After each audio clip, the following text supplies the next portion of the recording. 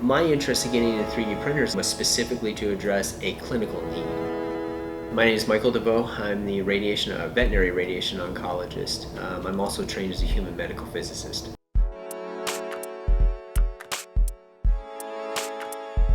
We're currently in the Diagnostic Imaging and Cancer Treatment Center. It was a large financial and intellectual investment by Texas A&M, not only to advance veterinary patient healthcare, but also advance the translational aspect of medicine, using our companion animals as a more or better representative model of human conditions, meaning that we can, with what we learn from treating our patients, can then be used in treating human patients.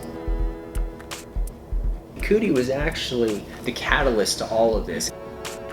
It's called cutaneous lymphoma, and it can have a diffuse presentation, so it means it can present all over the entire surface of the body. The quality of life of these patients is compromised to such a point that you can't improve it, that owners will elect to euthanize.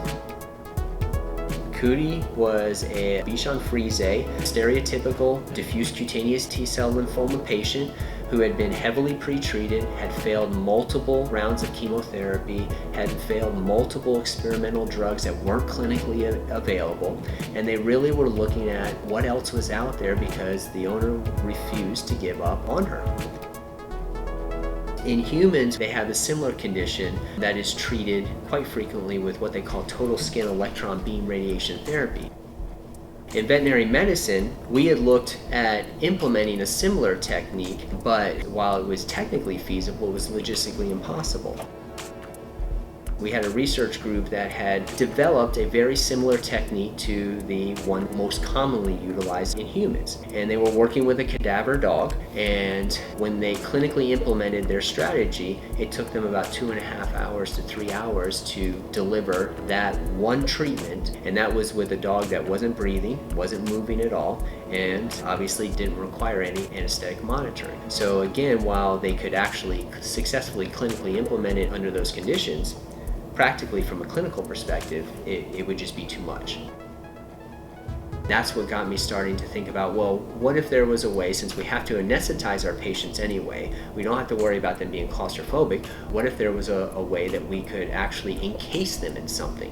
I was looking at the old classical way of making molds. We would just make a negative mold of a patient or that patient and then fill it with silicone, which would create the actual patient in silicone, and then create a shell around that. It just wasn't practical from a fabrication perspective. Then at that time, there was a lot of stuff coming out in the news about 3D printing. The biggest issue that we faced, though, was that I knew that these print volumes were going to be quite large. We're talking about actually creating a patient, a hollow patient. That's how I got turned on to Gigabot. For the price range, it clearly had the largest print volume available. The advantage of having the shell in there was that we could replace the patient back into the shell, which means that we could line the patient up exactly in the same spot. You had to have a way to make sure that you had pristine setup precision, making sure every day that they came in, they were going to be in exactly the same position. The shell did that.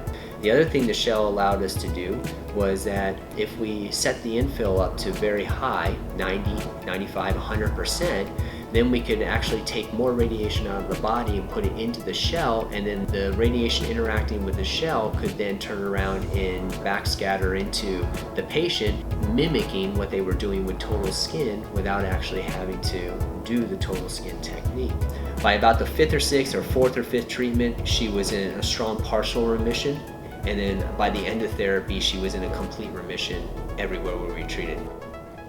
We were able to take something that was deemed logistically impossible in veterinary medicine, 2.5, 3 hours. We were able to do it in less than a half hour.